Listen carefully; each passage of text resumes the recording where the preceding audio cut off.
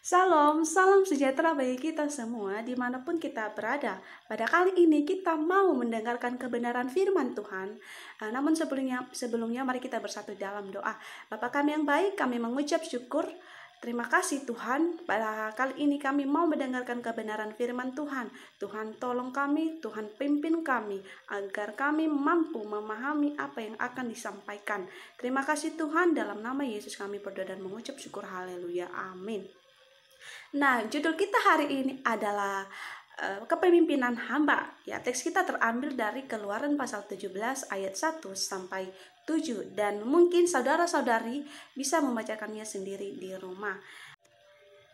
Nah, hari ini kita kita akan belajar bersama-sama tentang bagaimana kepemimpinan hamba yang dimiliki oleh Musa. Ya, kita bisa melihat ketika dia menuntun bangsa Israel keluar dari tanah perbudakan menuju ke tanah perjanjian. Namun terlebih dahulu kita harus mengetahui apa sih arti kepemimpinan. Nah, kepemimpinan di sini adalah seseorang yang mampu menjadi penolong, pengendali dan bertanggung jawab. Ya, juga bisa dikatakan di sini adalah mampu mempengaruhi orang-orang yang ia pimpin. Ya, bisa di dalam keluarga, pekerjaan, bahkan dalam pelayanan. Nah, pemimpin ini akan menjadi penolong bagi orang-orang yang ia pimpin. Mungkin dia berada di dalam fase masalah yang rumit atau masalah-masalah lainnya, ya. Kepemimpinan hamba adalah kepemimpinan yang lebih mengutamakan kepribadian orang, lebih mengutamakan orang lain daripada dirinya sendiri, ya. Bisa dikatakan di sini artian bahwa dia tidak memusingkan dirinya, dia tidak lebih kepada dirinya, dia tidak peduli dengan dirinya, dia lebih mengutamakan kepribadian atau mementingkan orang lain. Nah, seperti Musa, ya, bagaimana dia memimpin bangsa Israel keluar dari tanah perbudakan menuju ke tanah perjanjian. Ya, di situ sudah jelas bahwa dia tidak mengutamakan dirinya sendiri, melainkan dia mengutamakan bangsa Israel, ya. Lalu apa yang dapat dipelajari dari kepemimpinan Musa? Ada dua hal yang akan dipelajari dari kepemimpinan Musa. Yang pertama, kepemimpinan Musa terlihat dari tindakan melayani, ya, dan memiliki sikap kerendahan hati. Nah, di situ saya akan membacakan kepada kita pada ayat yang kedua mengatakan, jadi mulailah mereka itu bertengkar dengan Musa, kata mereka, berikanlah air kepada kami supaya kami dapat minum. Tetapi Musa berkata kepada mereka, mengapakah kamu bertengkar dengan aku? Mengapakah kamu mencobai Tuhan? Ya, tindakan seseorang pemimpin harus memiliki kerendahan hati dalam melayani. Mengapa harus melayani dengan kerendahan hati? Apa arti kerendahan hati? Kerendahan hati merupakan suatu sikap atau ajaran dan teladan dari Tuhan Yesus, ya, agar kita bisa mencontoh dia menjadi pribadi yang rendah hati, ya. Di situ sudah jelas bahwa Tuhan mengatakan dia datang bukan untuk dilayani, melainkan dia datang untuk melayani. Nah, kembali kita perhatikan bahwa bagaimana Musa memimpin bangsa Israel keluar dari tanah Mesir atau dari tanah perbudakan menuju ke tanah keluar dan menuju ke tanah perjanjian. Nah, dia memiliki sikap hati atas bangsa itu. Ya, kita sudah mengetahui bahwa bangsa itu memiliki sikap yang tegar tengkuk. Ya, mereka keras kepala. Seperti itu. Nah, seperti apa sih yang dilakukan oleh Musa pada saat itu? Kenapa dia dikatakan bahwa dia itu adalah pemimpin hamba? Ya, kenapa dia dikatakan bahwa dia itu melakukan tindakan melayani dengan kerendahan hati? Apa yang terjadi? Nah, pada waktu itu bangsa Israel keluar dari tanah Mesir dan tiba di tanah Rafidim. Di situ tidak ada air, di mana bangsa Israel itu sudah mulai bersungut-sungut dan marah kepada Musa. Nah, bagaimana respon Musa terhadap bangsa Israel itu? Musa tidak membalas, ya, dengan pertengkaran, ya. Dia tidak membalas dengan kekerasan, mungkin tindakan emosi, ya, melainkan Musa membalas dengan cara melayani yang penuh dengan sikap kerendahan hati. Dan dia percaya bahwa dia dipanggil oleh Tuhan untuk memimpin dan melayani bangsa yang tegar tengkuk itu. Jika kita melihat, jika Musa tidak memiliki kerendahan hati, ya bisa saja ya Musa akan merespon bangsa itu dengan menimbulkan perkelahian di antara mereka. Lalu apa sih yang kita pelajari dari dia? Kita perlu ketahui bahwa Musa tetap melayani bangsa yang tegar tengkuk itu dengan sikap kerendahan hati. Nah, kita belajar dari kehidupan Yesus ya. Dia mengatakan bahwa aku datang untuk dilayani, ya. Bukan untuk dilayani, melainkan melayani. Dia merendahkan dirinya untuk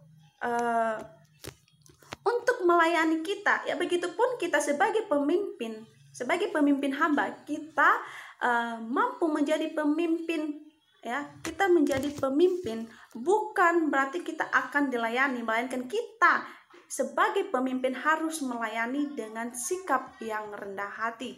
Apa sih yang kita lakukan?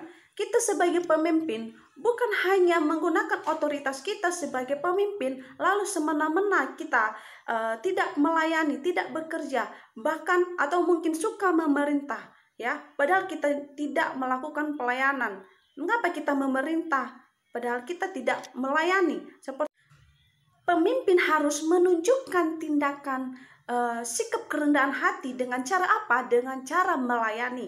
Nah, oleh sebab itu, marilah kita menyadari bahwa kita adalah pemimpin-pemimpin masa depan, ya, pemimpin-pemimpin yang diberi tanggung jawab dari Tuhan, dan pemimpin-pemimpin ini memiliki tindakan untuk melayani dengan sikap kerendahan hati. Dan kita dalam melayani harus melayani dengan sepenuh hati, jangan setengah-setengah. Amin, amin. Nah, yang kedua, apa yang kita pelajari dari kepemimpinan Musa, yaitu seorang pemimpin sadar akan keterbatasannya, sehingga ia membutuhkan atau mengandalkan Tuhan. Ya, di situ dikatakan pada ayat yang keempat, lalu berseru-serulah Musa kepada Tuhan, katanya, apakah yang akan aku lakukan kepada bangsa ini? Sebentar lagi mereka akan melempari aku dengan batu. Ketika kita sebagai pemimpin, kita perlu banyak belajar segala sesuatu, ya, tentang bagaimana kita menjadi pemimpin yang baik. Sama halnya dengan Musa, ya, tentang apa yang ia lakukan kepada bangsa Israel. Sama halnya dengan Musa tentang apa yang ia lakukan kepada bangsa Israel, ya. Pada ayat yang keempat di situ mengatakan lalu ia berseru-seru, ya. Lalu berseru-serulah Musa kepada Tuhan. Katanya, apakah yang akan kulakukan kepada bangsa ini? Ya, di situ sudah terlihat jelas bahwa sama halnya dengan Musa, ya, tentang apa yang ia lakukan kepada bangsa Israel itu. Pada ayat yang keempat itu mengatakan, lalu berseru-serulah Musa kepada Tuhan. Katanya, apakah yang akan aku lakukan? Seperti itu, ya. Apakah harus aku lakukan pada bangsa itu? Dalam ayat ini telah terlihat jelas bahwa Musa tidak mengandalkan dirinya sendiri, melainkan dia mencari dan menemukan solusi yang benar. Dalam artian Musa mencari Tuhan, Musa mencari kehendak Tuhan, ya. Musa di sini bisa dikatakan bahwa ia mengandalkan Tuhan dalam masalah yang ia hadapi. Ia tidak mengambil tindakannya sendiri, ya, karena dia juga tahu bahwa dia memiliki yang namanya keterbatasan, sehingga ia harus mengandalkan Tuhan. Nah, seorang pemimpin hamba perlu membutuhkan Tuhan, ya, perlu membutuhkan pertolongan Tuhan. Seorang pemimpin juga harus mengetahui akan keterbatasannya. Pemimpin hamba akan mengetahui bahwa dia perlu Tuhan. Kita sebagai pemimpin masa depan, kita perlu mengetahui dan harus tahu bahwa kita mengandalkan Tuhan. ya di dalam kepemimpinan. Mungkin di dalam tanggung jawab yang Tuhan berikan atau yang Tuhan percayakan kepada kita, ya kita harus membutuhkan Tuhan. Karena kenapa? Karena kita adalah orang-orang yang terbatas. Nah, Musa menyadari bahwa dirinya itu adalah orang-orang yang terbatas dalam memimpin bangsa Israel yang besar itu, ya. Dengan melalui bangsa itu, apakah dia memakai kekuatannya sendiri untuk memimpin bangsa itu? Ya, kita perlu ketahui bahwa Musa tidak memakai kekuatannya sendiri, melainkan dia membutuhkan Tuhan. Ya, jadi seorang hamba Tuhan, seorang pemimpin hamba tahu bahwa dia memerlukan Tuhan dalam kepemimpinannya.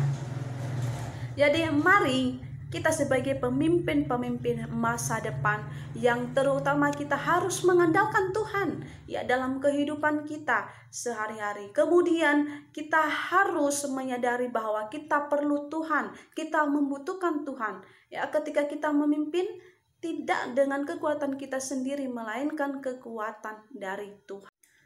Nah, dengan demikian kita belajar dari Musa ya, bagaimana dia memiliki sikap kerendahan hati dan memiliki tindakan melayani dengan kerendahan hati yang ia tunjukkan kepada bangsa Israel. Ya, untuk kita semua, marilah kita belajar untuk tetap menjadi orang yang rendah hati dalam melayani dan orang yang terus mengandalkan Tuhan dalam kehidupan kita. Makasih. Kiranya apa yang telah kita dengar pada hari ini semoga bermanfaat dan memberkati kita semua. Terima kasih. Tuhan Yesus memberkati. Shalom.